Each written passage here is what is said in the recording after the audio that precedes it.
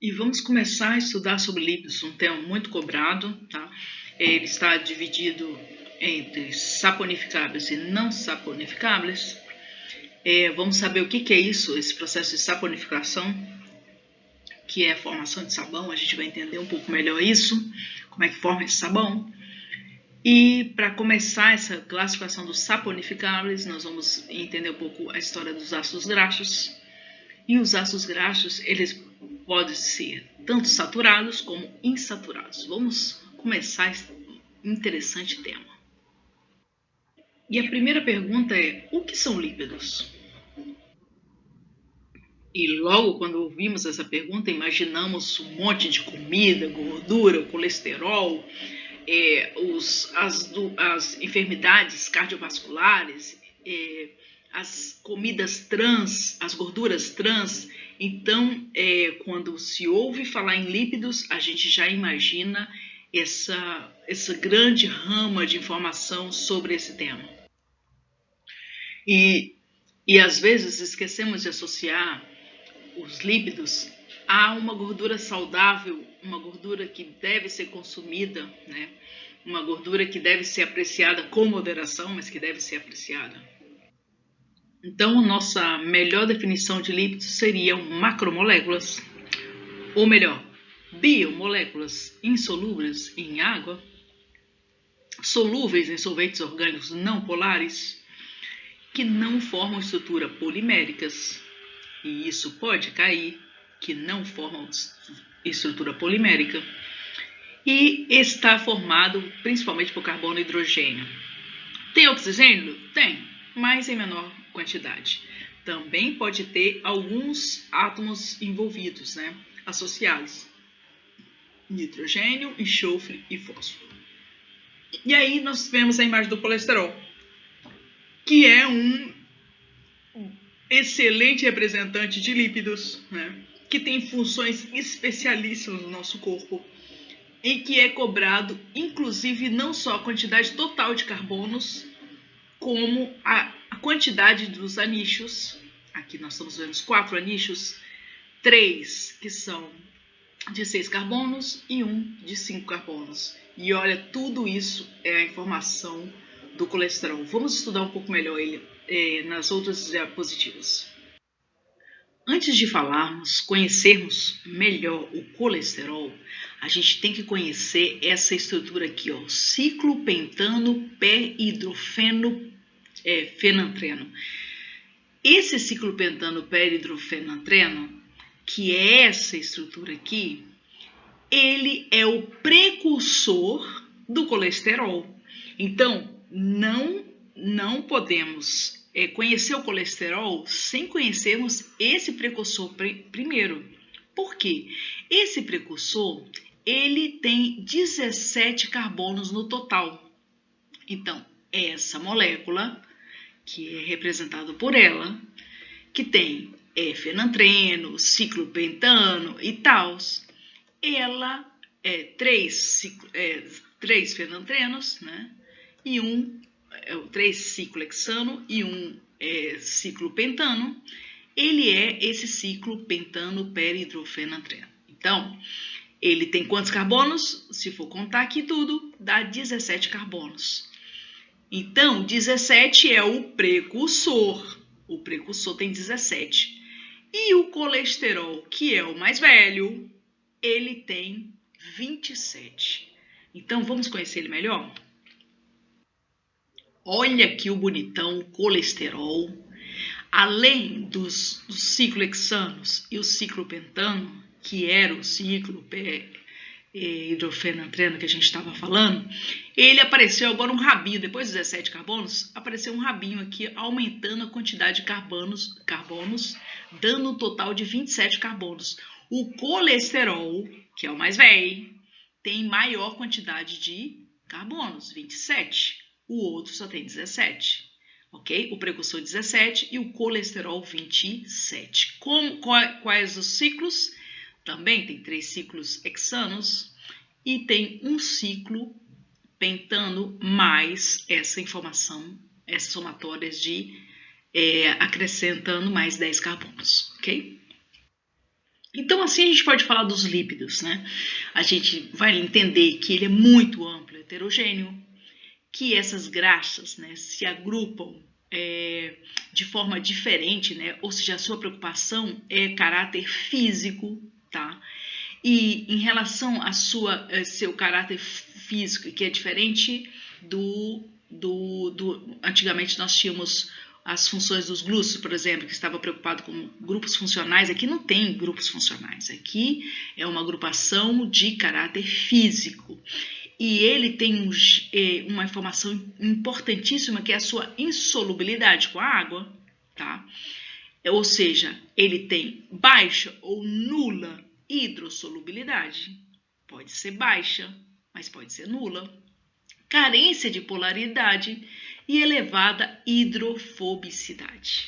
Essas são as características importantes a serem relembradas de lípidos. É importante lembrar que essas características mencionadas estão muito vinculadas, né, a atividades biológicas que desempenham nas células. Ou seja, os lípidos são muito importantes para várias atividades celulares.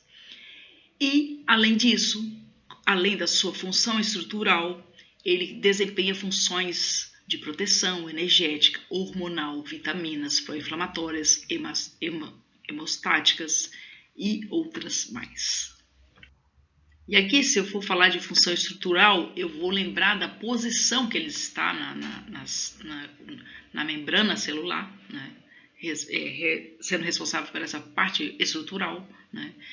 Mas também essa posição vai ajudar no processo de proteção mecânica das células e também, por apresentar variabilidade, vai também estar ajudando, né, nas funções de sinalização, de reconhecimento e antigenicidade.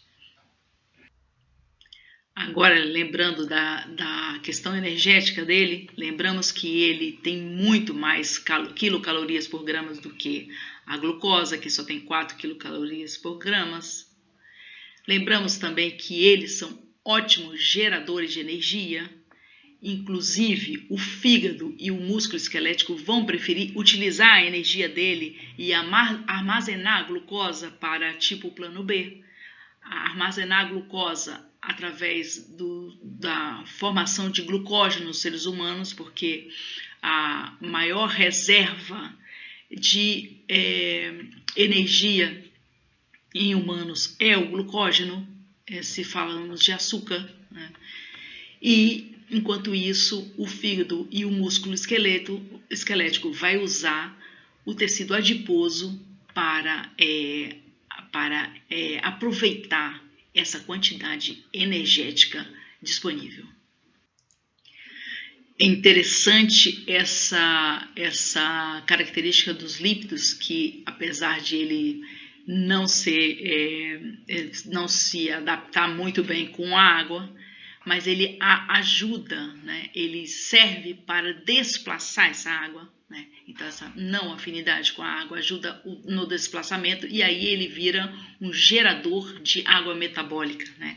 Faz com que essa água mobilize, e essa mobilização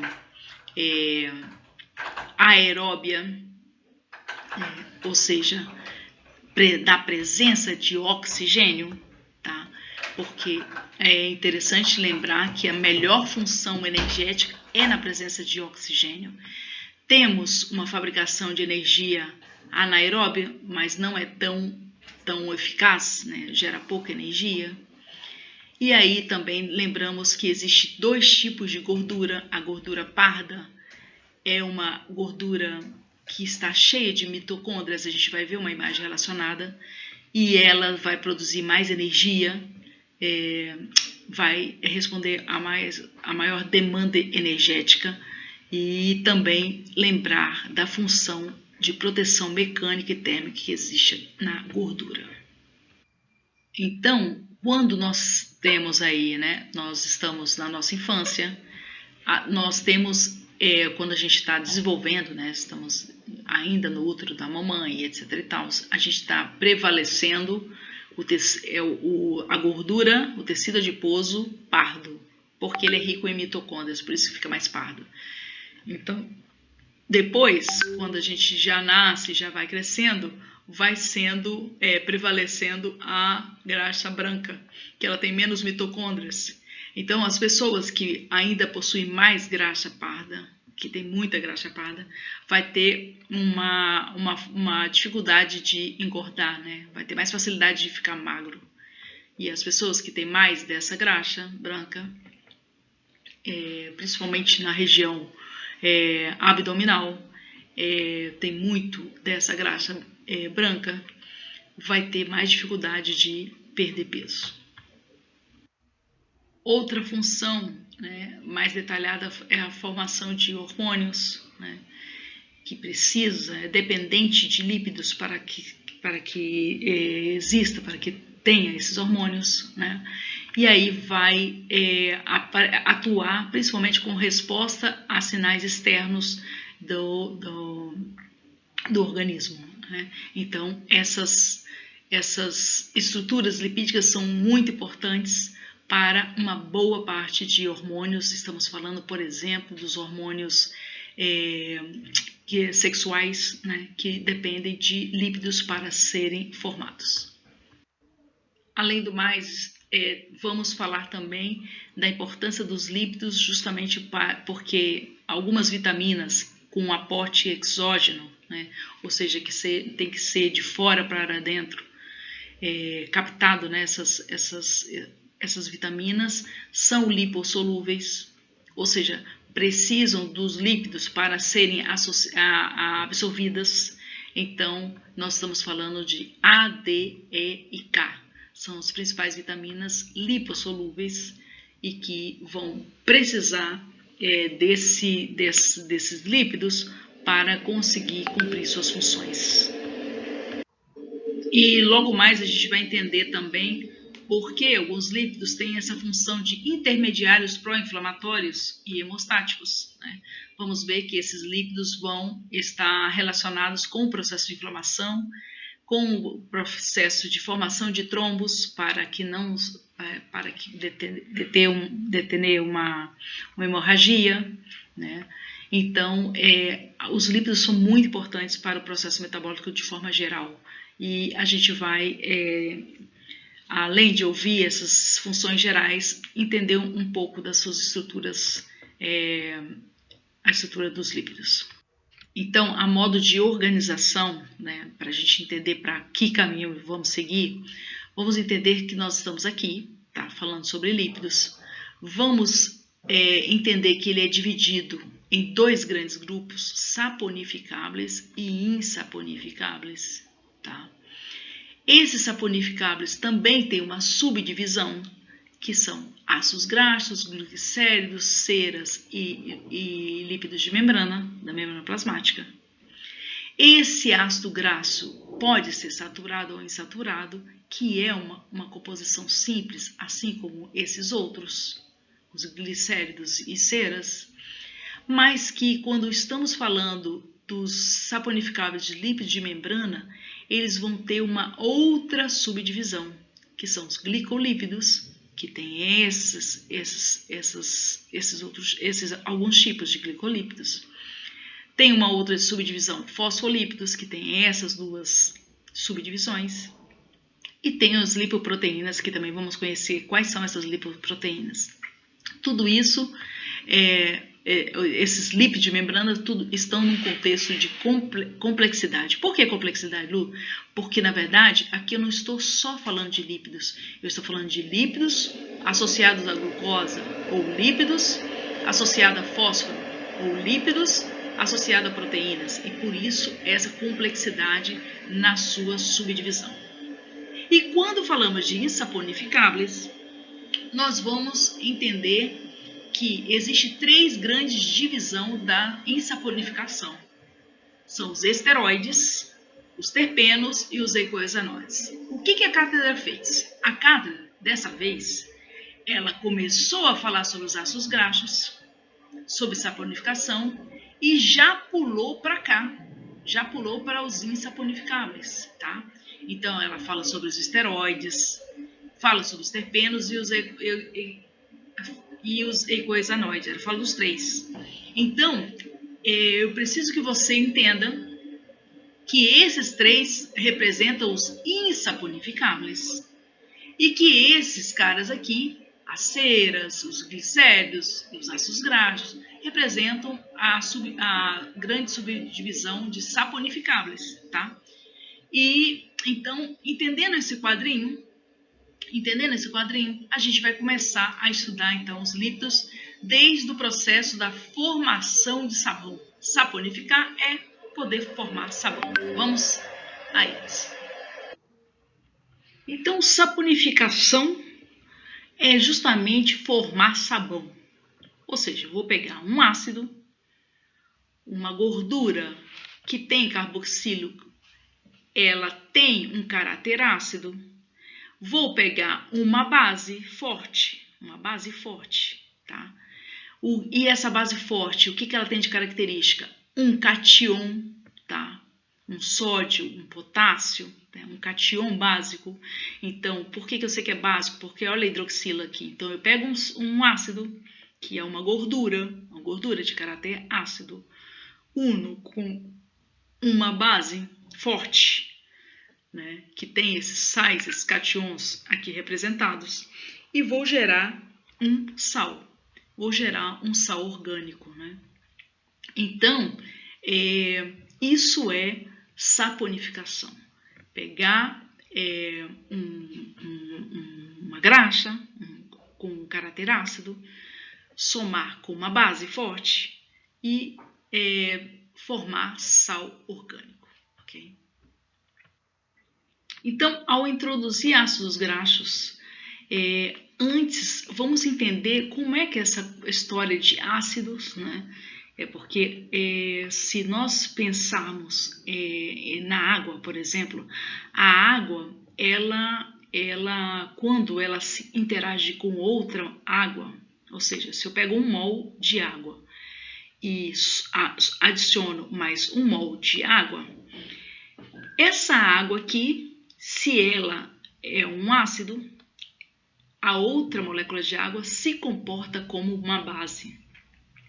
Então, se essa aqui se comporta como uma base, essa outra molécula se comporta como um ácido. Nesse exemplo aqui, nós vamos ver essa molécula se comportando como uma base e essa molécula se comportando como um ácido. Essa molécula, que era uma base, ela forma um ácido chamado hidrônio, e dessa forma ele consegue se estabilizar, por isso o termo solvatação. Solvatar significa alcançar um equilíbrio, né? Então, o hidrônio, ele é uma molécula ácida em que o soluto está estável, então, por isso, solvatação. E a hidroxila é o que sobrou dessa base, desse ácido, né? Virou uma base conjugada. Então, essa base se tornou um ácido conjugado, e essa que estava como um ácido, por causa dessa daqui, se tornou uma base conjugada, desse aqui, ok? Então, isso aqui, para introduzir a história do ácido em si, a gente vai entender melhor o ácido graxo, que é um ácido especial para o processo de estudo dos lípidos, mas é importante entender essa história da acidez, como se interage, etc. e tal, e a gente deu exemplo no meio aquoso. Sabemos que os lípidos não interatuam nos meios aquosos, então ele vai ter um processo diferente de reação, não será um processo de solvatação e tal.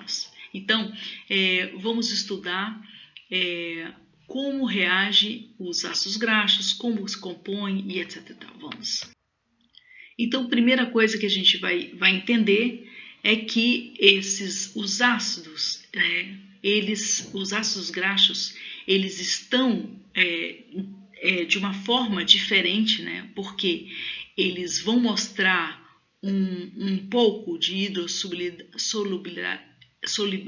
solubilidade, né? Só que isso vai se perdendo, né? Justamente porque nós estamos relacionando principalmente com o caráter apolar da molécula, né? Ou seja, quanto mais carbonos, quanto mais aumento a quantidade do rabinho dela, né? Sem ser a parte da cabeça, mas sim da parte da cauda da molécula do ácido graxo, quanto mais carbonos, mais teremos cadeias, né? Lugares para trabalhar a sua função, tá? Então, os ácidos graxos vão ser importantes porque ele tem uma boa quantidade, né, de cadena, né, ele possui cadenas largas. Então, vamos conhecer ainda mais sobre esses ácidos graxos. Porque, na verdade, quando a gente pensar em lípidos, a gente vai ver que ele tem uma cadena larga, né, tem uma cola, tem uma quantidade de carbonos interessantes, né? Porém, essa parte aqui, ela é apolar. E por isso, é essa cadeia aqui que tem essas composições de solventes para compostos orgânicos apolares. Os lípidos vão servir para isso. Porque a parte polar, essa sim, ela vai interagir com a água. Essa parte sim consegue fazer o processo de solvatação, que é justamente a estabilização dos solutos em relação à água e tal. Então, se eu tenho uma parte polar e uma outra parte apolar, eu estou dizendo que o lípido então tem caráter anfipático, ou seja, porque tem duas partes, uma que tem polaridade e a outra que não tem polaridade. Então, tudo que eu falei até agora é para esquentar os motores, para conhecer melhor os ácidos graxos, tá?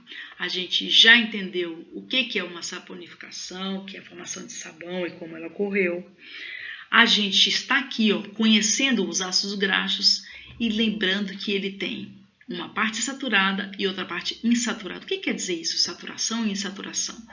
E a gente já entendeu também por que esse grupo está num composto simples, ou seja, porque não tem associação com outras moléculas. Estamos falando de lípidos. Então, vamos conhecer um pouco mais ácidos graxos. Então tá, uma boa coisa a lembrar em relação aos ácidos graxos é a diferença da saturação para a insaturação. Os saturados são aqueles que têm cadena simples, ou seja, não possuem dobras enlaces. Eles, na temperatura ambiente, são sólidos. Eles estão mais envolvidos com a gordura trans, justamente porque no estado da temperatura ambiente ficam sólidos. Já os insaturados são aqueles que apresentam pelo menos um doble enlace, chamado monoinsaturados, ou mais de um doble enlace, ou seja, possuem dobles enlaces. Isso é a classificação de insaturação. Lembrando que ele, no estado ambiente, ele fica líquido, tá? Na composição líquida, diferente dos saturados, que em ambiente vira sólido. Estamos? Então, os ácidos graxos, a gente já está conhecendo ele, seu caráter anfipático, suas grandes divisões, saturados e insaturados. Aqui nós temos os representantes dos saturados, que é o ácido palmítico, o ácido láurico, o ácido esteárico, o mirístico e o alquídico são os representantes dos saturados. E nós temos os insaturados, ou seja, que possuem dobles enlaces, por exemplo, monoinsaturados, que é o ômega 9, também chamado de ácido oleico. Por que nóvilo? Porque a insaturação, ou seja, o doble enlace vai estar justamente no carbono 9. E nós temos representantes os poliinsaturados, que é o ômega 6 e o ômega 3. O ômega 6, ele tem um nome menor, ácido linoleico. Também um outro representante de ômega 6 ou de poliinsaturados é o ácido araquidônico. Muita atenção a esses dois, são bastante cobrados. Mas principalmente a diferença do linoleico para o linolênico. O linolênico, o nome maior, é o ômega 3 e o nome menor é o ômega 6. Isso cobra, tá? Essas diferenças, etc. E, tal. E além disso, outros tipos de ácidos, o ácido eicopentaenoico e o ácido docosahexaenoico. Seguimos. Então, é importante nós entendermos que aqui é a cabeça polar e aqui é a cadena apolar, né? E o ácido palmítico, ele é muito importante, muito comentado, porque ele tem 16 carbonos. Ah, Lu, aqui eu estou vendo 14, mas acontece que nós temos esse carbono, que é o da função, que é o da cabeça, já conta 1, mais 14 vezes 1 aqui, ó. Então, eu tenho mais 14, 1 mais 14 dá 15, e ainda tem esse carbono. Então, o ácido palmítico tem 16 carbonos, muito importante para o processo orgânico, metabólico. Aqui nós estamos trabalhando os ácidos graxos saturados. É importante você conhecer, por exemplo, o ácido palmítico, que a gente já falou. Ou seja, tem que dar uma olhada nessas quantidades de carbono, saber que quanto maior a cadeia, né, quanto maior a cadena, maior o ponto de fusão, maior o ponto de ebulição. E isso vai ser cobrado.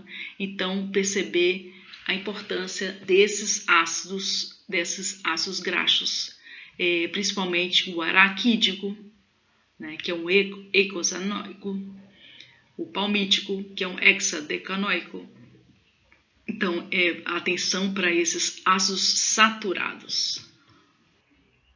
Não menos importante, entender o que são os ácidos insaturados, também chamados de etilênicos, e justamente são aqueles que apresentam dobre enlace na sua cadena. Além disso, saber que os ácidos insaturados em ambiente ele tem o formato líquido e tal. Essas informações gravar. E aproveitando que estamos falando dos insaturados, vai ter uma hora que esses insaturados vão aparecer como se fosse uma cadeia reta. Na verdade, ele é assim, porque esse dobro enlace dá uma curvinha, mas aparentemente parece uma cadeia reta. Um desvio aqui, mas é uma cadeia reta, vai ser chamado de trans. Porém, se tiver um encurvamento radical, parecendo uma letra C de cis, então são as duas formas de apresentação de insaturação. Ou vai ser trans, ou vai ser cis. Quando o ácido graxo insaturado tem um doble, fica fácil colocar o nome dele. É só saber onde aparece o carbono do doble, e aí você sabe qual é o carbono. Mas existem polietilênicos, ou seja, mais de 2 ou 3 dobles. E aí a gente vai entender como se classifica, como localiza e como é que vamos colocar o nomezinho a partir dessa localização. Mas atenção, se aparecer o doble, eu tenho menor ponto de fusão. Lembra que eu falei lá nos saturados que quanto maior a cadena, maior o ponto de fusão e ebulição? Aqui a coisa já muda. Por quê? Porque aqui tem os dobles. E quando aparecem os dobles, diminui o ponto de fusão e ebulição. Então, se você for comparar saturados e insaturados, quem é que tem o maior ponto de fusão e ebulição? Os saturados. Por quê? Porque os saturados não têm dobles. Já quando estamos falando de insaturados, a gente está falando que possui dobles, e quanto mais número de dobles, menor o ponto de fusão e ebulição. Outra coisa que a gente deve aproveitar é saber contar. Como que chegou esse nome, ômega 9? O ômega 9, ele tem o doble no carbono 9. Mas como é que conta? Primeiro eu localizo a cabeça polar, que é a cabeça ácida, e depois eu vou buscar a cadena e vou contar os carbonos. Então, quando eu tenho a cabeça polar, eu já tenho um carbono. Então, 1 mais 7 mais 8, 1 mais 7, 8. 1 mais 7, 8. Mais 1, 9. 9 é aí que apareceu o doble. Então, é o ômega 9. Já esse aqui é o ômega 6. Por que o ômega 6? Porque o ômega 6, ele tem carbono no C9 e no C12.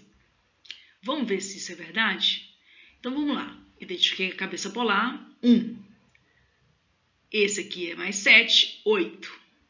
9 é o primeiro doble, tá aqui, C9. Mas ele diz também que tem no C12. Então, se esse aqui é o 9, esse é o 10, esse aqui é o 11 e esse aqui é o 12.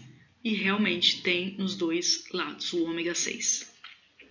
O ômega 3, ele tem carbono em 3 dobles, no carbono 9, no 12 e no 15. Então, vamos lá. Primeiro, identifico a cabeça polar. Um carbono. Esse 7 está multiplicando a esse carbono, então 7 mais 1, 8, mais 1, 9, está aqui, C9. 10, 11, 12, está aqui, C12. 13, 14, 15, está aqui, C15. Esse é o ômega 3. Lembrando que o ômega 3 é o nome maior, linolênico, e o ômega 6 é o nome menor, linoleico. E aqui o ácido polietilênico, que é o araquidônico, muito importante para a medicina, esse ácido, tá? Ele tem 4 dobles, C5, C8, C11 e C14. E aí você vai fazer a contagem e vai identificar esses 4 dobles. Bom, esses são os ácidos graxos que a gente já tinha mencionado, só para lembrar que ele também pode ser demonstrado dessa forma. Delta 9 significa que o doble está no carbono 9 e assim sucessivamente, ou dessa forma, ômega 9, como a gente já tinha visto. Aqui é para a gente relembrar, né, que os ácidos graxos saturados, eles ficam sólidos na temperatura ambiente e os insaturados ficam líquidos, né? E além do mais, lembrar que os ácidos saturados têm maior ponto de fusão. Vejam esses números, né?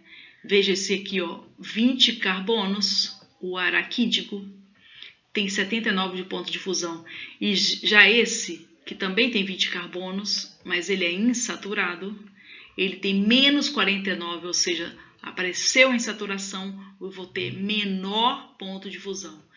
E quando eu estou falando de saturados, de cadeias grandes, largas, cadenas largas, eu estou falando de alto ponto de fusão ou de ebulição, ok? Então, nós vimos agorinha, né? Nós vimos ácidos graxos e os saturados e insaturados, né? Na sua composição simples, mas foi de interesse da cátedra já passar para os insaturados, e ele vai começar sobre os eicosanoides. Então, vamos entender o que são esses eicosanoides, depois os terpenos e depois os esteroides. Eicosanoides são os insaturados, cadenas insaturadas. Então, eles são derivados dos ácidos graxos que a gente acabou de estudar, tá? Eles possuem 20 carbonos, por isso o nome eicoisan é justamente pela quantidade de carbonos. E aqui é o exemplo do ácido araquidônico, que é um exemplar importantíssimo dos eicoisanoides. Então, com as suas 4 insaturações. Então, o ácido araquidônico que a gente acabou de ver, ele vai ser precursor de algumas moléculas muito importantes, tá? Por exemplo, os prostanoides, os leucotrienos e as lipoxinas. Vamos entender um pouco elas. Então, os prostanoides, temos 2 grandes exemplos, né? Que é as prostaglandinas e os tromboxanos, tá? Muito importantes. E o precursor é o ácido araquidônico, além dos leucotrienos e as lipoxinas, que estão representadas aqui. Então, esses prostanoides, eles são mediadores tissulares locais, tá? Então, eles vão atuar por suas derivações. Eles podem ser prostaglandinas, prostaciclinas e tromboxanos, tá? E cada um tem sua função específica, ok? Lembrando que essas funções são possíveis justamente porque eles possuem receptores, né? Por exemplo, as prostaglandinas têm 9 receptores, né, identificados, e cada receptor pode atuar, né, inclusive com funções contrárias um do outro. A gente vai entender isso melhor. Então, as prostaglandinas, representada, por exemplo, por esse PGE, ela tem função, né, de relaxação no músculo liso, dilatação nos brônquios e intervém na inflamação. Já a prostaciclina vai inibir a agregação plaquetária e justamente facilita o sangramento. E esse outro prostanoide já é diferente. O tromboxano é um agregante plaquetário, ou seja, um vasoconstrictor. Ele favorece a formação de trombos, tá? Então, ele justamente se opõe à prostaciclina, ok?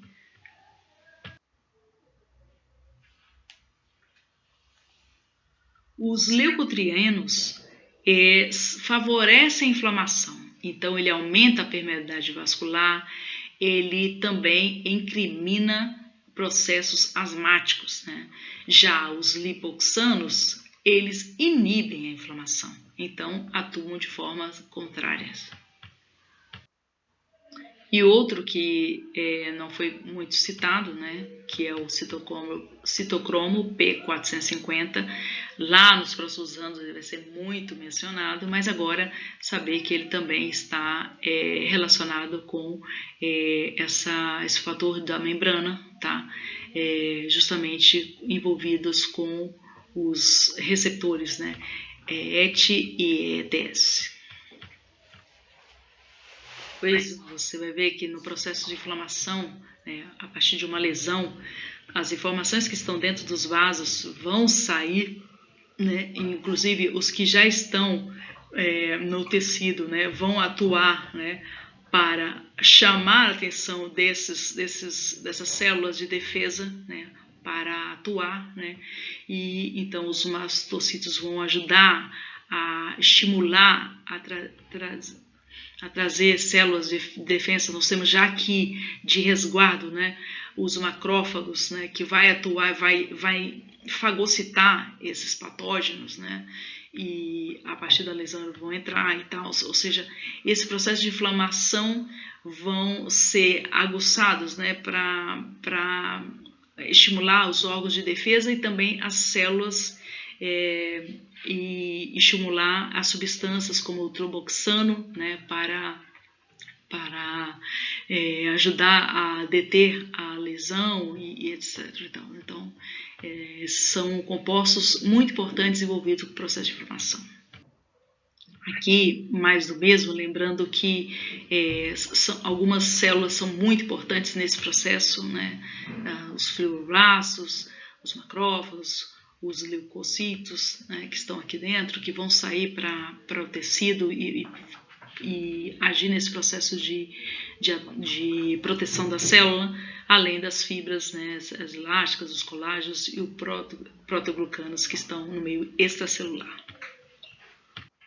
Então, essas células que foram mencionadas, né, as prostaglandinas, por exemplo, vai atuar nessa situação da inflamação, aumentando o processo de dor, né, aumentando o rubor, aumentando o calor, né, essas são as informações que uma inflamação apresenta, né, palidez, calor, rubor, tumor, exudado, dolor, e isso são estimulados principalmente pelas prostaglandinas, né, que são mediadores da inflamação. Então, isso aqui é mais do mesmo, desde o dano tissular até a fabricação do ácido araquidônico, que vai fazer as suas prostaglandinas, as suas lipoxigenadas, quando já tiver atuado. Aqui é um exemplo de um medicamento, não é indicação, tá, gente? Isso aqui é só aproveitando a imagem aqui para ver os detalhes que a gente pode aproveitar ou não, tá? Então, são todos esses atuantes, mas o que nos importa é entender que esse ácido araquidônico vai produzir essas substâncias que estão intimamente relacionadas com o processo de inflamação.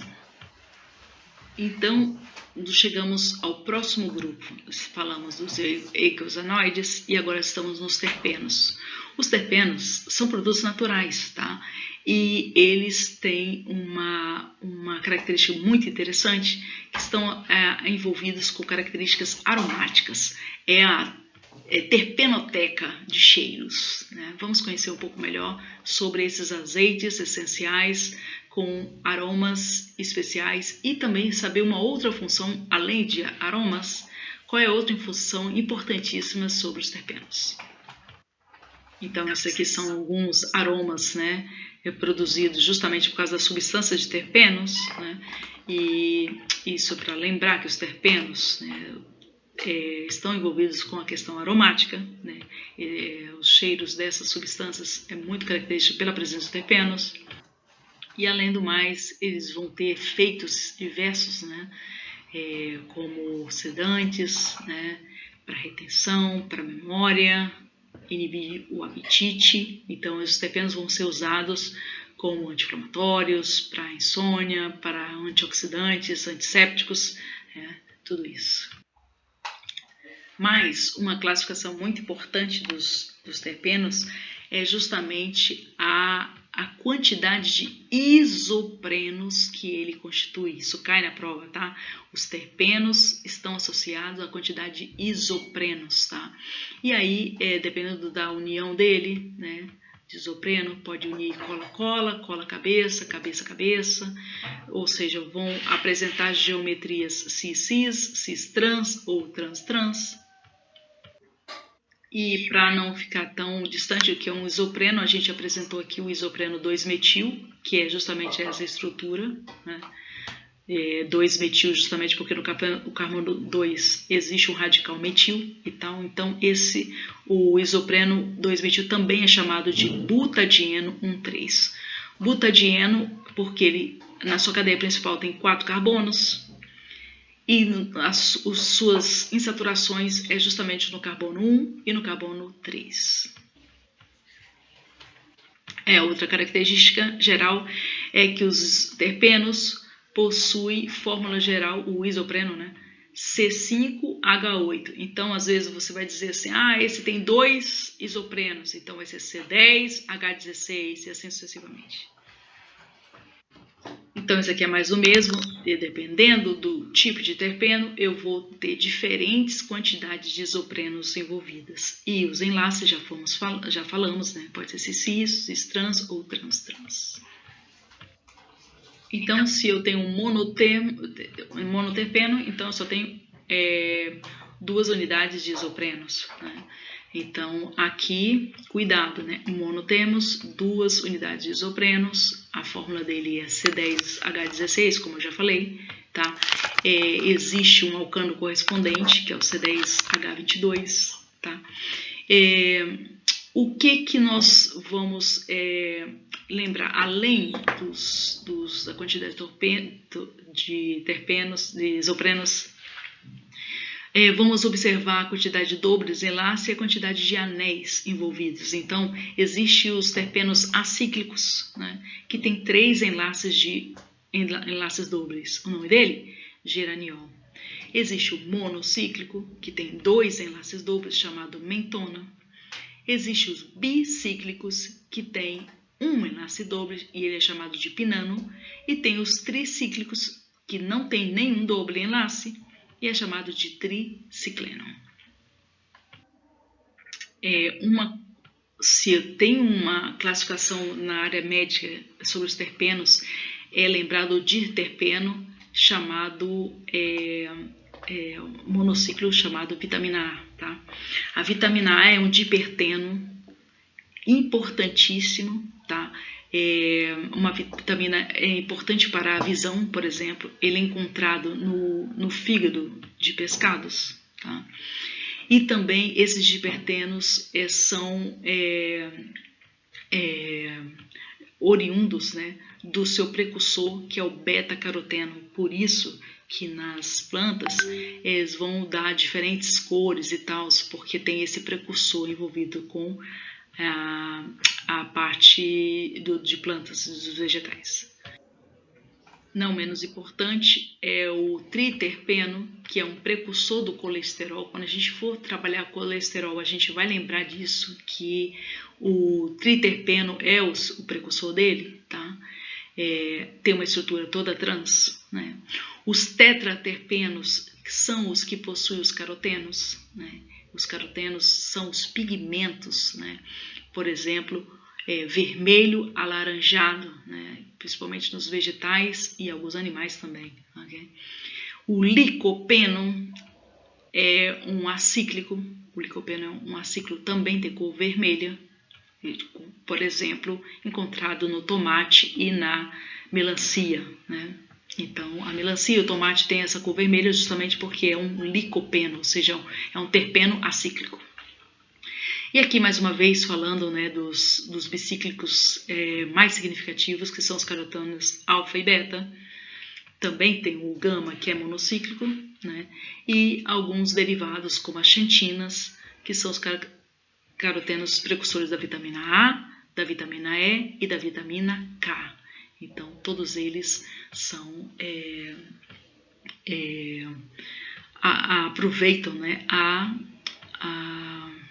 o terpeno, né, são precursores para a formação dessas vitaminas importantíssimas. Essas vitaminas, todas elas, A, E e K, são lipossolúveis. Então, quando eu estou falando de vitamina A, a gente já sabe que é um terpeno, já sabe que tem um precursor importantíssimo, que é o beta-caroteno. Mas a gente precisa falar agora de uma outra vitamina muito importante. Tudo bem que a vitamina A, que está relacionada aos bastões da retina, né? Ou seja, a visão, o processo de visão, importantíssimo, mas a vitamina E, ela é muito cobrada, porque um tocoferol é o outro nome dela. Ela tem uma função antioxidante. Então, o principal antioxidante que temos no nosso organismo se chama vitamina E. É um antioxidante que precisa ser alimentado, né, para adquirir. Nós temos outras vitaminas citadas e aqui está mais uma vez para reforçar, que é a vitamina K, né? E uma outra importante coenzima, que agora está mais na moda, né, que é a coenzima Q10, né, que nada mais esse Q10 é porque possui 10 unidades de isopreno e tal. Bom, agora sim, agora a gente vai falar melhor sobre o colesterol. A gente iniciou falando com ele para dar uma entrada nos ácidos graxos, etc. e tal. Mas agora a gente vai aprofundar um pouco mais sobre o colesterol, né? Ele possui 27 carbonos, essas coisas que já mencionamos, não vou precisar repetir, mas lembrando que ele está muito relacionado com enfermidades, principalmente as cardiovasculares. Bom, se eu estou falando de colesterol, na verdade eu estou falando dos esteroides. O precursor do colesterol, a gente já comentou que é o ciclopentano peridrofenantreno, às vezes não sai a palavra, que ele tem esses 4 anéis, sendo 3 hexa e 1 5, a gente já comentou sobre ele e tal. Mas agora vamos entender essa história dos esteroides, né? Esse precursor, também chamado esterano ou gonano, tem 17 carbonos, tá? E o colesterol 27 e tal. Bom, é muito importante falar sobre esse precursor, tá? Porque ele também origina novas moléculas, justamente porque vão atuar no seu carbono 3, no seu carbono 10, ou no seu carbono 13 ou 17, e aí vai dar maior possibilidade de aumentar suas estruturas. O colesterol, por exemplo, é uma prolongação a partir do carbono 17. Então, se eu começar a observar esses anéis, eu vou ver que os ciclos BC e o ciclo CD estão em posições trans, enquanto o AB está em posição, pode na verdade possuir as duas, né, duas disposições. O colesterol, com certeza, é o mais mencionado justamente por causa da sua importância fisiopatológica, né? E lembrando que ele foi um precursor, ele teve um precursor importante que foi o triterpeno, a gente comentou ele. O triterpeno é o precursor da paraformação final do colesterol. Então, lembrando, né, da dinâmica dos anéis, né, AB, BC e CD, que estão em trans, lembrando que o AB tem uma variação, mas, no geral, se eu vou falar de colesterol, eu vou lembrar que os anéis deles, estão em disposição trans e possuem 27 carbonos, tá?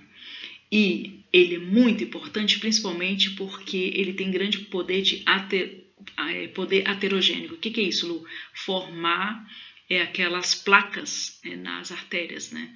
Essas placas vão fechar a circulação do sangue e fazer com que ocorra necrose nos tecidos, principalmente nos vasos e no tecido cardíaco, por exemplo.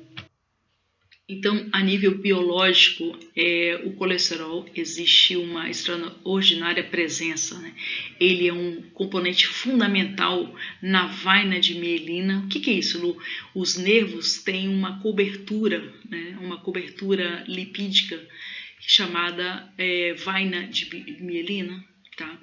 Então, isso vai auxiliar, proteger esses nervos e fazer com que haja uma comunicação por saltos, né? E essa comunicação muito eficiente pela presença da vaina de mielina, né? Então, além disso, os colesterol tem benefício ter colesterol, né? Porque ele tem também a formação dos ácidos biliares, né? Esses ácidos, e também para as hormonas esteroides. Também é muito importante ter o colesterol, porque ele é o precursor da vitamina D, que é outra vitamina lipossolúvel, além das que a gente já tinha conhecido, né, das terpênicas A, E e K.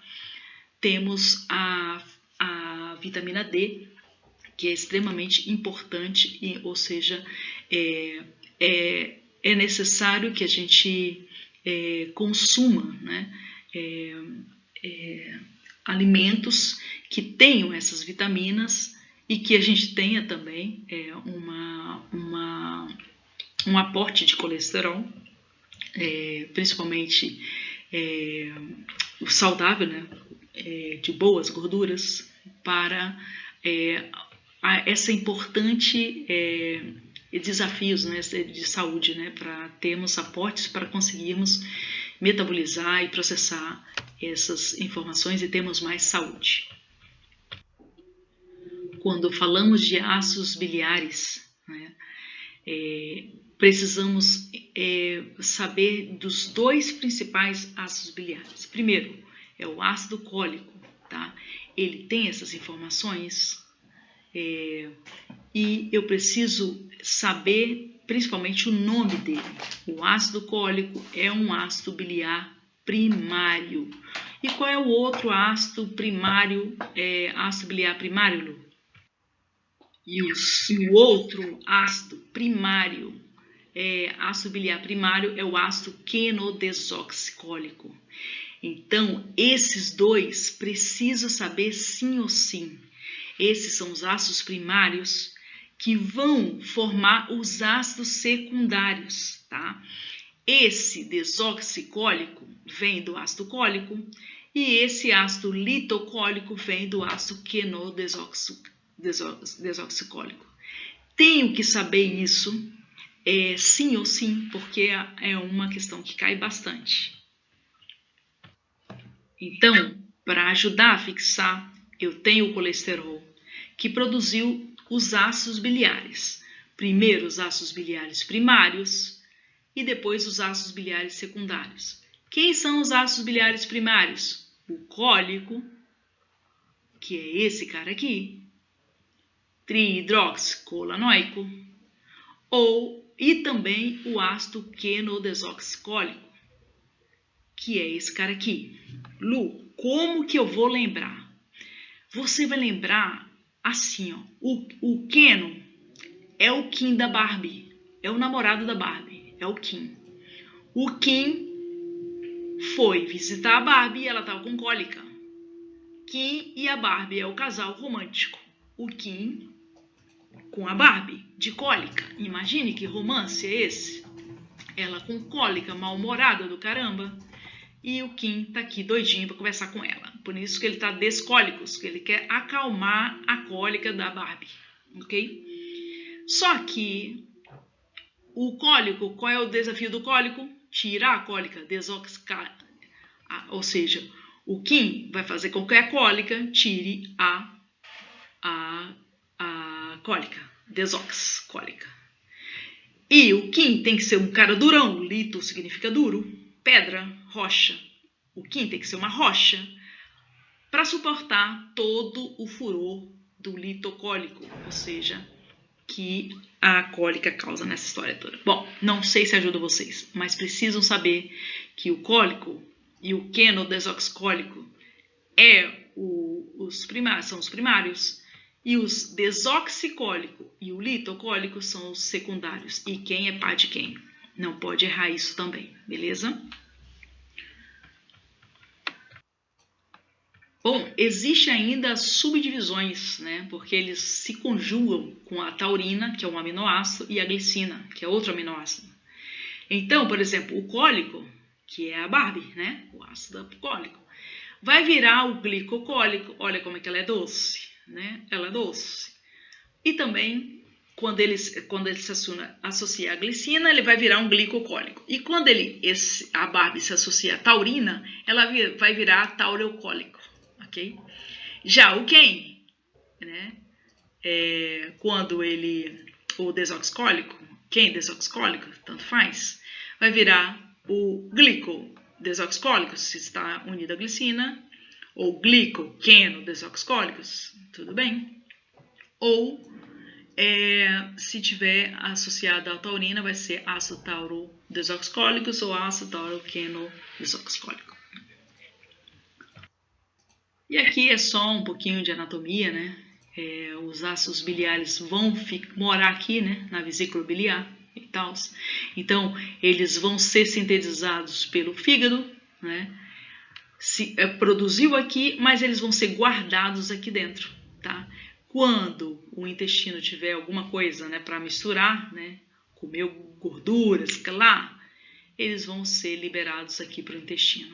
Vai passar pelo conduto colédoco e depois vão ser liberados aqui no intestino, né? E como nós falamos, o colesterol é super importante para a formação também de hormonas esteroides, né? Essas hormonas esteroides têm aí sua importância não vivemos sem os hormônios esteroides, precisamos dele. Então, serve tanto para a formação dos hormônios, tanto para a formação dos ácidos biliares, a gente acabou de ver, etc. e tal. Então, vamos verificar um pouco mais sobre as hormonas esteroides. Onde são produzidas? Bom, aqui é a glândula suprarrenal. A glândula suprarrenal, ela tem uma parte chamada corteza e outra parte chamada medular.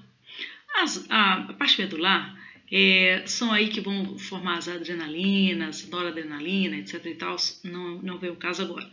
Agora a gente tem que estudar essa parte de fora aqui, que é essa parte da corteza, tá? Fora essa parte aqui, nós temos uma zona glomerular, uma zona fascicular, uma zona reticular, ou seja, a gente vai estudar cada uma dessas zonas e o que tem de importante, lembrando que a zona reticular é a mais próxima da médula,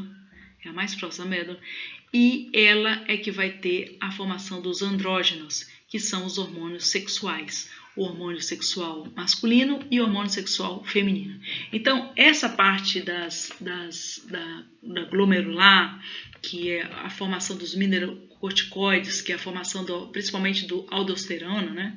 Ou da fascicular, que é a formação dos glucocorticoides, que é a parte maior, né, fascicular, que é a formação do nosso cortisol. A gente vai ver também algumas coisas importantes, algumas doenças, mas que em relação ao hormônio esteroide seria basicamente a zona reticular, porque é aqui que forma os hormônios sexuais, tanto masculino quanto feminino, beleza?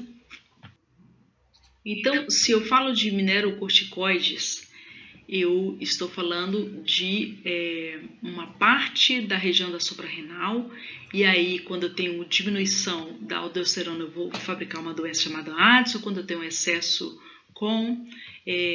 mas o que eu quero é que vocês se atentam, não é estudar essas estruturas agora para informação de esteroides. Esteroides vai ser só a zona reticular, então aqui seria a minerocorticoide, estou só passando. Na zona fascicular também estou só passando, onde tem o excesso de cortisol. O cortisol é o hormônio do estresse, mas ele está mais envolvido com o metabolismo de glúcidos, então a gente não está focando bem as funções da glândula suprarrenal, só para dizer que tem, etc. e tal. E se tem algum problema nessa glândula, na parte do colesterol, do cortisol, hormônio cortisol, você vai ter, por exemplo, a enfermidade de Cush e tal, que vai ter algumas características e tal, mas também não é o objetivo dessa palestra, só estou mencionando. O grande objetivo é essa zona aqui, a zona reticular. É essa aqui que está envolvido o antecessor, que é o colesterol, porque ele vai ser o precursor desses importantes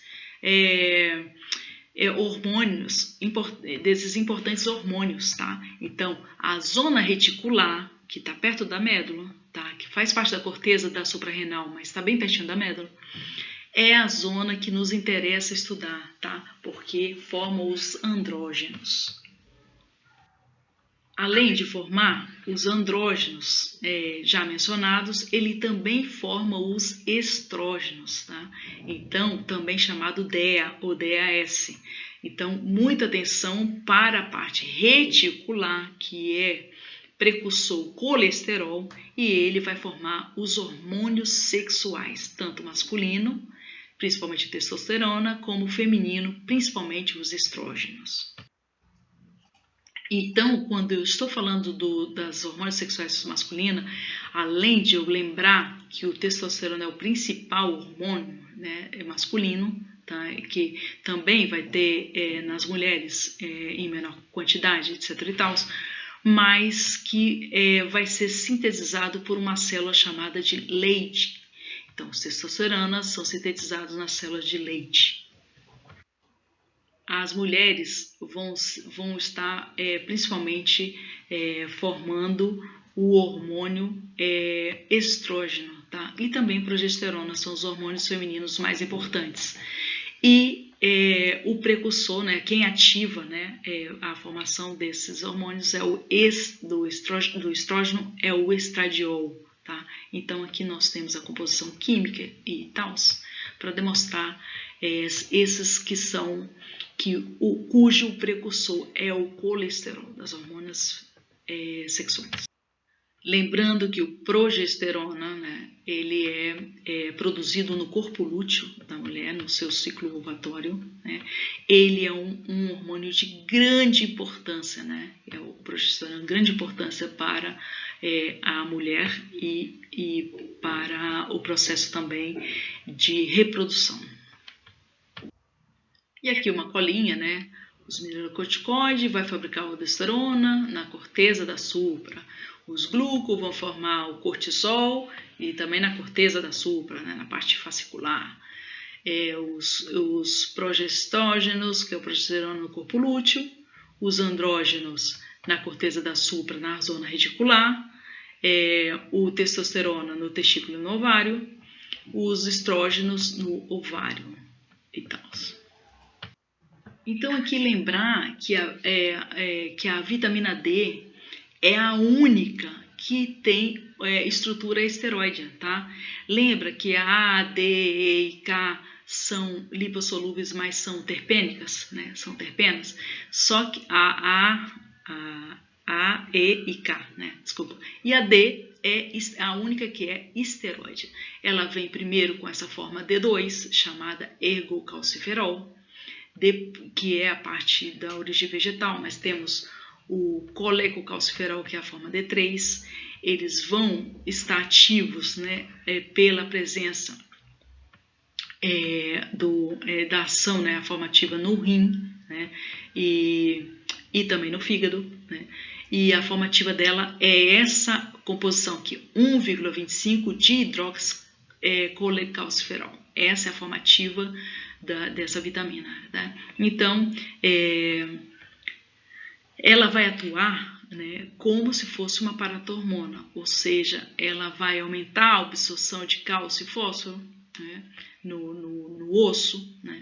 Então, reabsorção óssea, depósito de cálcio, aumentar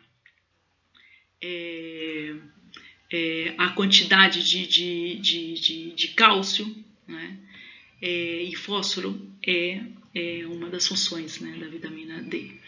E isso significa que ela conduz à hipercalcemia. O que é hipercalcemia, Lu? É aumentar a concentração de cálcio no sangue. Existe uma outra hormona chamada calcitonina, que não é o caso, mas só porque age ao contrário, né? Diminui a calcitonina, diminui o cálcio no sangue. E a vitamina D e a paratormona aumentam a concentração de cálcio no sangue, ok?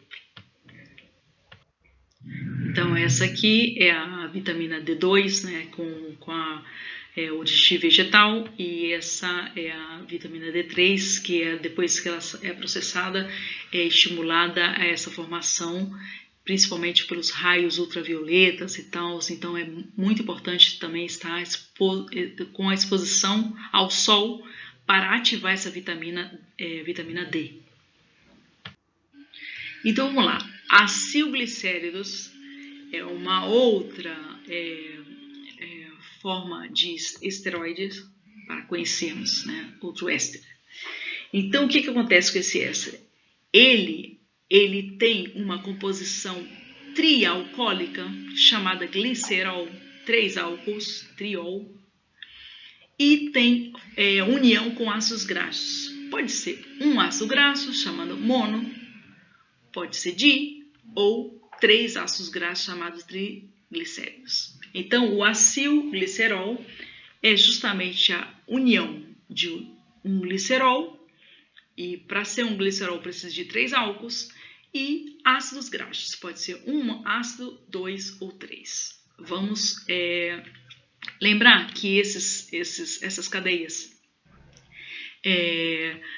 são largas, né, 16 a 18 carbonos, podem ser tanto saturadas como insaturadas.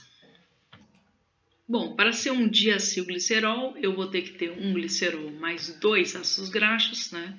E aqui ele está dando uma diferença aqui do carbono 2 do glicerol, que pode ser substituído, se sofrer substituições, vão fazer com que eles tenham 4 ramificações diferentes e isso vai fazer com que ele se torne um quiral. É só uma observação.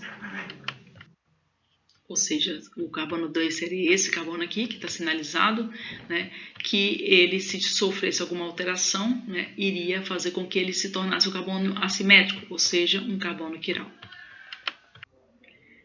Então, os triglicéridos são os que têm maior importância na área médica, né, justamente porque eles são os responsáveis da maior quantidade de patologias humanas, né. Então, lembrando que os triacilglicéridos é um glicério mais 3 ácidos graxos, ok? 1, 2, 3.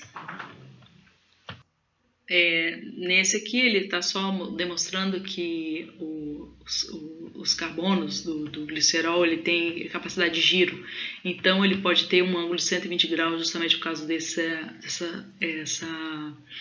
possibilidade, né, de fazer giros e tal. É só uma curiosidade. Então, uma situação importante é que esses triacils, né, os triglicéridos, por exemplo, eles vão estar com todas as suas cadeias, né, ocupadas, né? Então, diferente, por exemplo, do mono e diacil, né, que eles comportam têm um comportamento anfipático, né, porque eles ainda têm a estrutura ácida, né, ou seja, a hidroxila livre para fazer associações e tal, né? Outra coisa importante ou seja, o triacil é hidrofóbico, total hidrofóbico. Já os diacil e o mono, ele tem uma característica anfipática, ou seja, ainda tem uma certa polaridade na sua cabeça e tal, então é diferente, tá? E em relação ao tamanho da cadeia, do rabinho aqui, quanto maior a cadeia, maior vai ser o seu ponto de fusão e tal. Isso a gente já tinha discutido, principalmente quando as cadeias são saturadas. Aqui, em relação às graxas e azeites, né, lembrando que em relação aos isômeros cis, tem menor ponto de fusão, os trans têm maior ponto de fusão. Aqui está mostrando o processo que o acilglicérido sofre hidrólise e recupera a sua fase inicial, que é o glicerol mais os números de ácidos graxos que ele tem, seja 1, 2 ou 3, por exemplo, né? Que é o processo de esterificação. Esterificar é formar éster. Então, na próxima diapositiva também vou mostrar o que é a diferença de éster para éter, também é importante. Vamos lá. Então, no processo de esterificação, eu formo éster, né? Eu formo éster. Então, o que é um éster? É essa conformação aqui com seus dois radicais, Então, é importante reconhecer a diferença entre éster e éter. O éter, não tem um S, é o O sozinho. O éster tem um S, são dois Os. Com carbono, o carbono seria o Izão, o narigão do olho aqui. O olho, dois olhos, ésteres. Um olho, éter. Então, a diferença desses dois, tá? Sabendo que o processo de esterificação vai voltar à parte éster original. E para terminar esse tema, antes de começarmos os fosfolípidos, lembrar que os tecidos animais, né, estão ricos, né, nas graxas saturadas, né, e sendo que o mais comum nos vegetais, diferente dos animais, reconhecer nos vegetais as graxas insaturadas, né. os triglicéridos é a forma mais comum de acumulação de energia. Então, quando a gente estava falando de açúcares, era o glucógeno. Já quando a gente fala de gordura, a gente fala de triglicérido. Então, essa é a forma de acumular gordura, tá? Porém, o excesso, né, dessas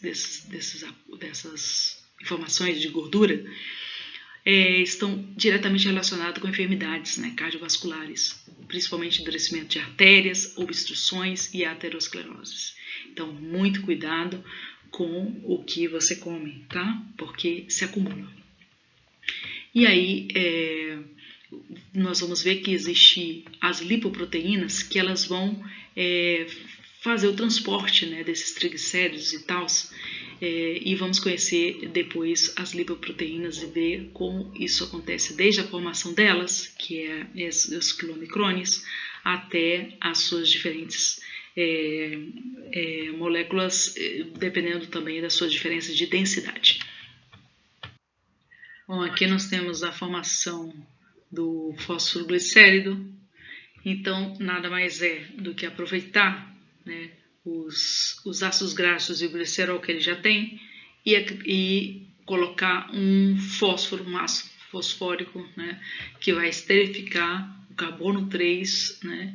Então, acrescentando isso, eu formo um fosfoglicérido. Então, como eu falei, no carbono 3 eu coloco um grupo fosfórico, né? Lembrando que esse carbono 2 ele está em uma composição quiral, né? Justamente porque tem 4 ligações diferentes, né? E como ele está com uma tendência, né, a sua composição do lado esquerdo, né, ele se denomina L-fosfotídico. Então, poderia ser um D-fosfotídico se essa informação tivesse dado giro para o lado de cá, mas nesse caso está para o lado de cá. Ok.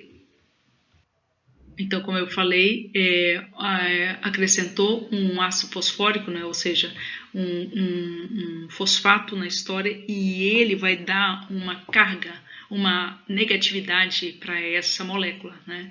Então vai fazer com que a presença desse fosfato faz com que ela tenha uma polaridade muito grande, né? Porém, lembrando que as cadenas, né, independente do tamanho delas, são apolares. Então, isso vai dar um caráter anfipático para essa molécula também. E do que eu tinha falado, né, um C2, dependendo dos lados onde está transformado o carbono quiral, ele pode ser L ou D. No caso que nós vimos, ele é um L, mas poderia estar invertido e ser um D.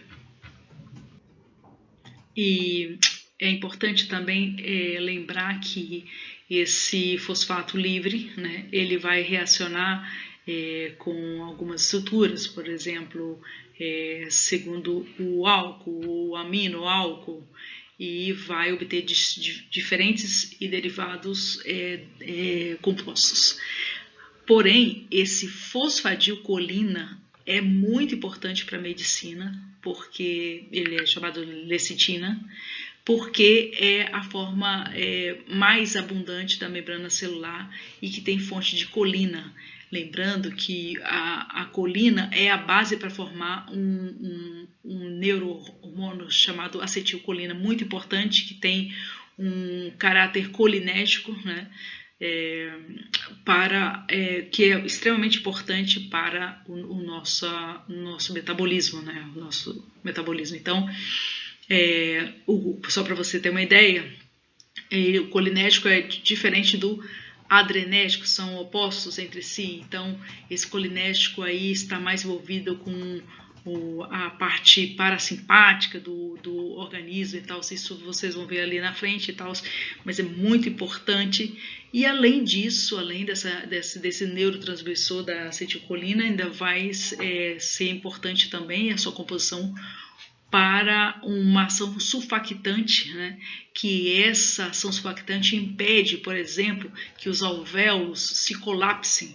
Então, está aí ajudando, né, para a composição e e evitando que as membranas dos pulmões se rocem, etc. e tal. Então, é sobre importante, né, essa composição fosfadilcolina ou lecitina, né? Agora é só para saber a importância deles e tal. E também está em casos de maior complexidade, tá? Porque o terceiro glicerol é capaz de enlaçar-se com ácidos fosfatídicos e originar a cardiolipina. Essa cardiolipina é extremamente importante porque ela é encontrada não só em fibras musculares, mas com a parte interna da membrana mitocondrial. Extremamente importante essa molécula, tá? E aqui também pode ser utilizado para diagnóstico de sífilis e tal. Aqui é importante analisar esse ácido fosfatídico, né, que tem aqui uma cabeça, né, que tem aqui ou um álcool, serina, colina e tal, associada a um ácido fosfórico, um glicerol e 2 ácidos graxos. Então, nós temos uma cabeça polar, né, e uma cola não polar, ou apolar. Né? É importante ver essas estruturas, essa união. Quem é esse cara aqui que está no carbono 1, que é o glicerol mais o ácido graxo. Aqui também nós temos o carbono 2 e uma conexão, aqui com o 3 com ácido fosfatídico e o 4 aqui com esse álcool e tal. É importante entender essa estrutura, vamos ver na próxima diapositiva.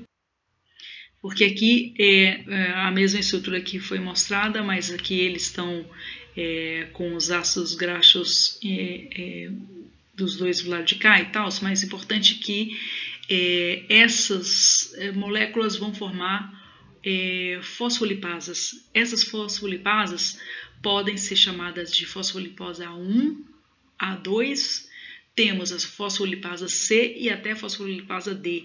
E como esses nomes aparecem justamente aonde que ela está conectada, essa seria a fosfolipasa A1, essa A2, essa fosfolipasa C e essa fosfolipasa D. Cada fosfolipasa tem são enzimas, tá, que hidrolisam os fosfolípidos, tá, e elas têm uma importância médica que a futuro vocês vão não só saber a posição aqui, mas qual é a função e tal. Já os esfingolípidos, eles são diferentes porque eles, nesse caso, não possuem o glicerol, né?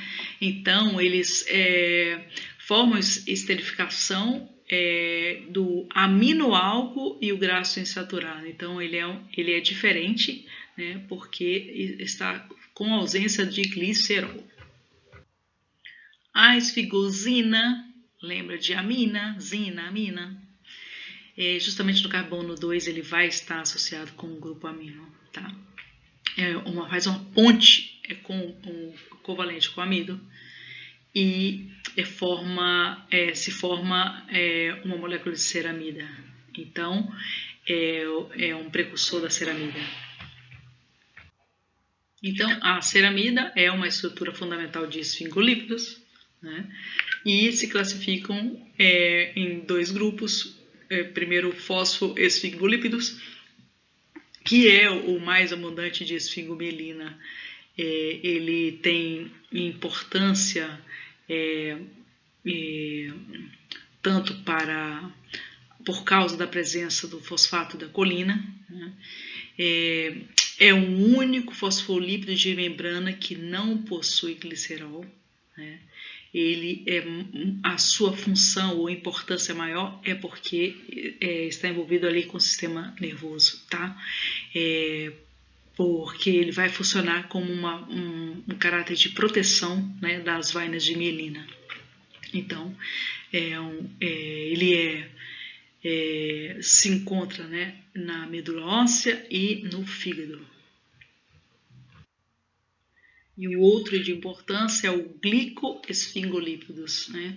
Então, ele está no grupo das ceramidas e se une a glúcidos e ácido fosfórico. Então, ele vai ter essa informação glúcida com glucolípidos e vai formar algumas moléculas importantes, como os cerebrósidos, os sulfátidos, os globósidos e os gangliósidos. Os cerebrósidos, ele tem principalmente ceramidas, né, unidas à D-glucose e galactosa, né, e tem um enlace glicosídeo com beta. Os sulfáticos, ele está mais fácil porque ele está unido à galactose e o sulfato, 4 e o 6, e além das ceramidas. Já os globósidos, eles acompanham a ceramida, porém o oligosacárido é neutro. E os gangliosos, que é diferente de todos os outros, intervêm oligosacáridos ácidos, né? E tem uma função muito importante, função metabólica, unidas ao ácido N-acetil neuromínico, chamado NANA. Tá? Então, quando vê o NANA, está associado ao gangliosos, que é um tipo diferente de glicoesfingolípidos. E aí temos as ceras, né? As ceras são substâncias heterogêneas, são substâncias duras, insolúveis em água, mas se ablandam com a temperatura, ou seja, derretem com a temperatura, né? Tem função de proteção na epidermis, para proteção no exoesqueleto dos insetos, nas frutas e nas folhas de muitos vegetais, né? E aí se encontra em alguns lugares, né? Então, aqui nós temos exemplos das ceras, né? Que seriam as ceras, o palmitato cetilo, o estearato de cetilo, o estearato de araquilo, o cerotato de cirilo, ou seja, exemplos de ceras, exemplos de álcools, exemplos de ácidos. E por fim, vamos falar de lipoproteínas. É o último tema em relação a lípidos. Não é porque é o último que deve ser desprezado, porque ele é um tema muito cobrado mesmo. Então veja bem, as funções das proteínas, o tamanho as densidades da proteína, as apoproteínas das proteínas são todas muito, muito cobradas. Então, toda atenção para as lipoproteínas. Veja bem, nós temos um problema. Nós temos o solvente biológico universal, é a água. Mas aí nós temos as lipoproteínas que são insolúveis. Nós temos um meio, né? Os lípidos, aliás, são insolúveis em água. Então nós temos um problema. Então, quem vai solucionar esses problemas é através de uma formação de bicapas de micelas. Bicapas e micelas é a solução mecânica e física para esse conflito. Então aí nós vamos saber como então está formadas as lipoproteínas, formação de bicapas e micelas. Quem não lembra como é que é feita as micelas, verifica, tá? A composição das micelas, que você vai entender como as lipoproteínas são bem funcionais, trabalhando nos meios hidrófobos. Então, nós temos diferentes proteínas, diferentes lípidos, que vão se associar e formar lipoproteínas. Essas proteínas têm estruturas químicas e essas associações vão ter fins independentes, né?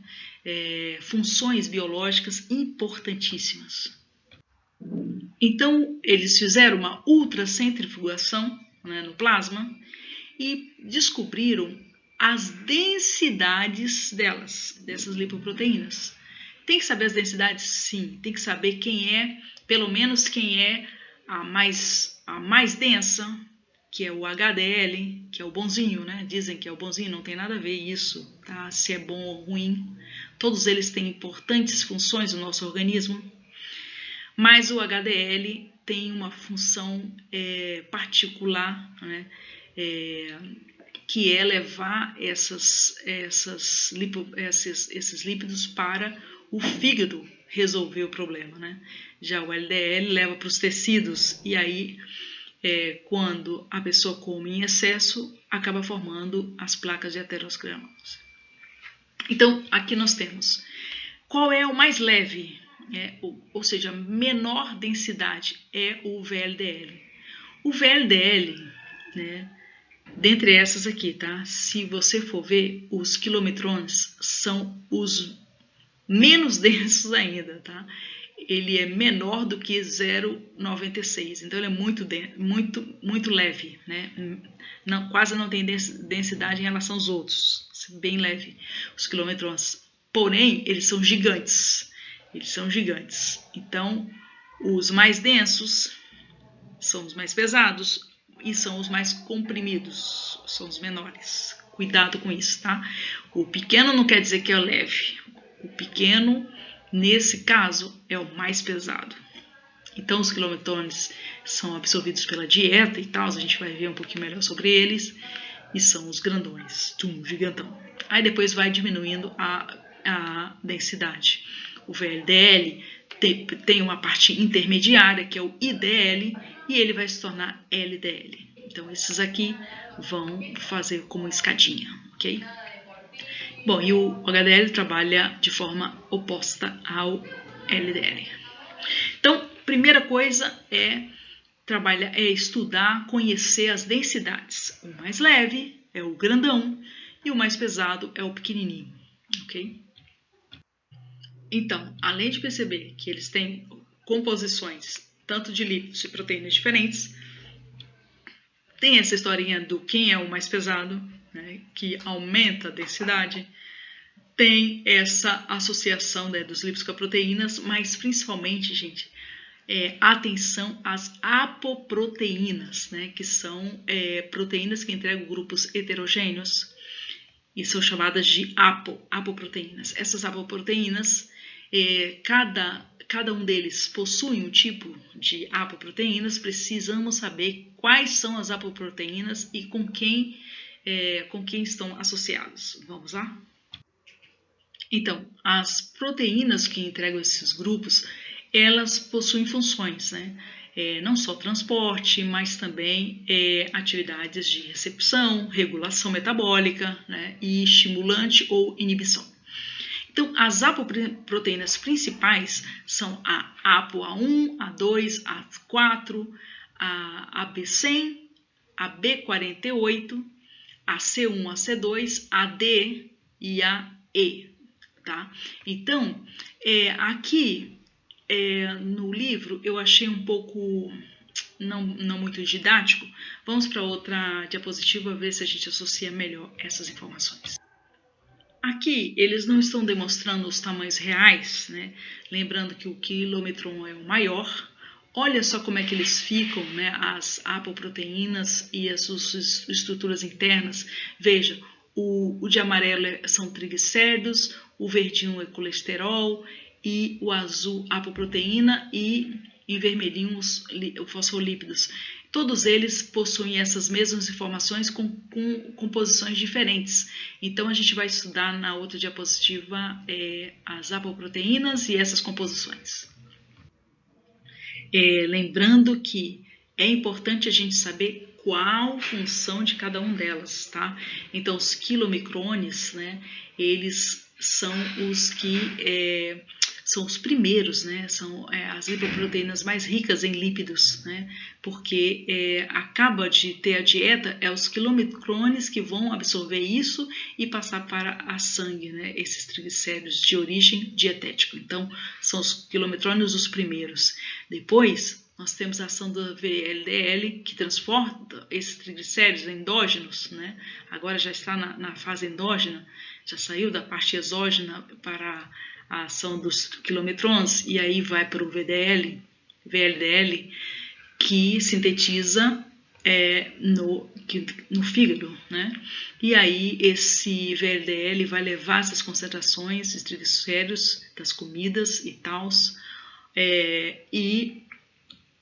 apresentam suas lipoproteínas e tal até o LPL. quando chega no LPL, que é uma enzima lipasa, vai hidrolisar esses triglicéridos de ácidos graxos e glicerol.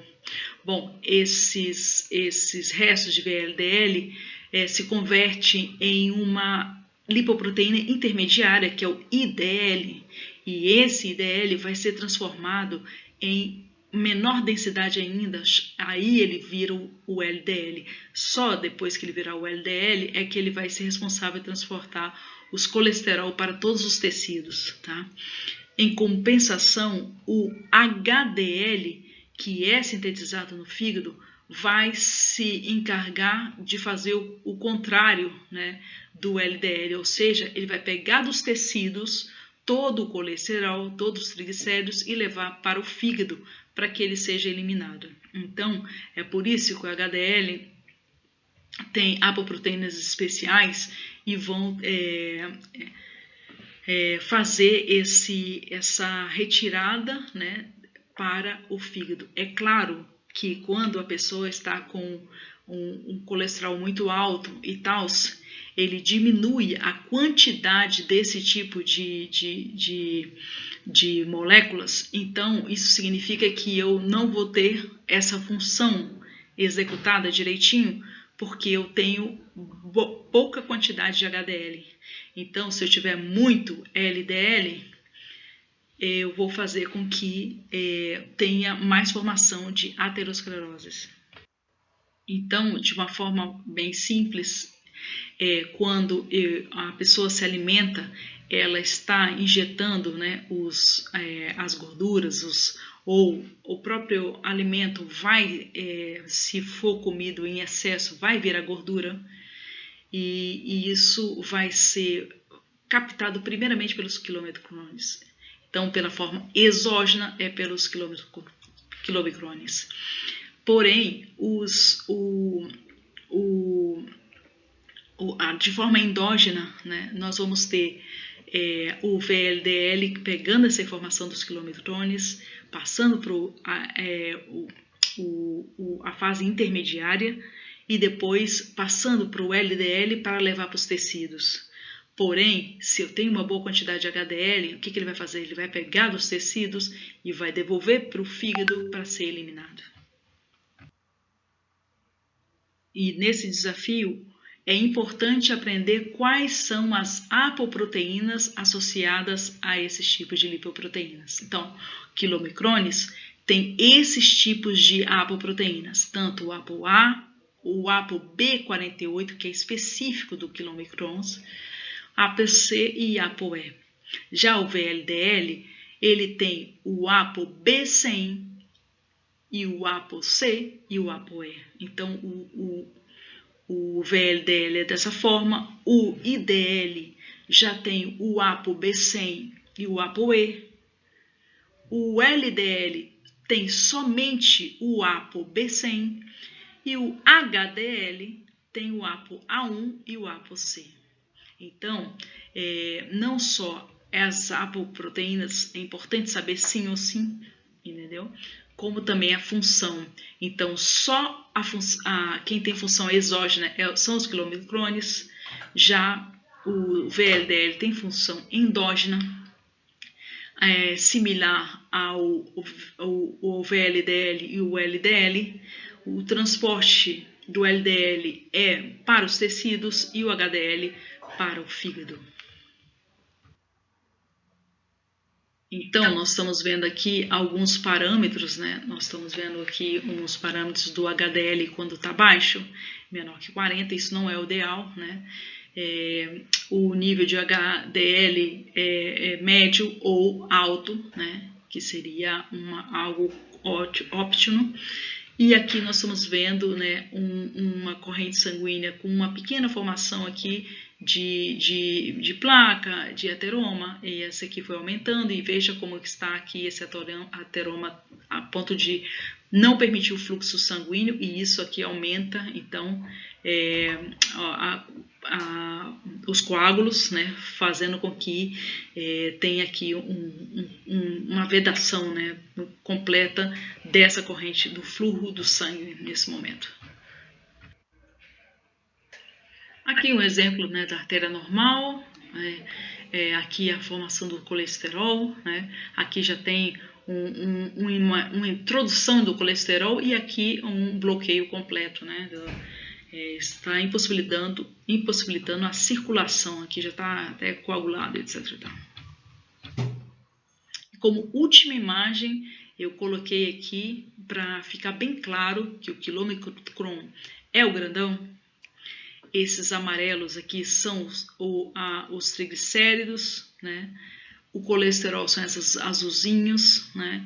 Veja como aqui tem vários, o LDL é cheio de colesterol, o HDL também é rico de colesterol, veja como é que eles são. E aqui seria o fosfolípido, né? Todos eles têm, que é a membrana que circunda. E aqui são as apoproteínas, cada um tem a sua, tem que saber as apoproteínas, etc. e tal. Então aqui a última imagem para lembrar as diferenças de densidade. Esse que é o menorzinho é o que tem maior densidade. Esse que é o grandão é o que tem menor densidade. De todos esses 4 aqui, que são os mais cobrados, esse é o menor densidade e aí vai aumentando gradativamente a densidade. Vamos bem? Então, assim, espero que vocês possam ter aprendido alguma coisinha com essas informações e qualquer dúvida estou à disposição.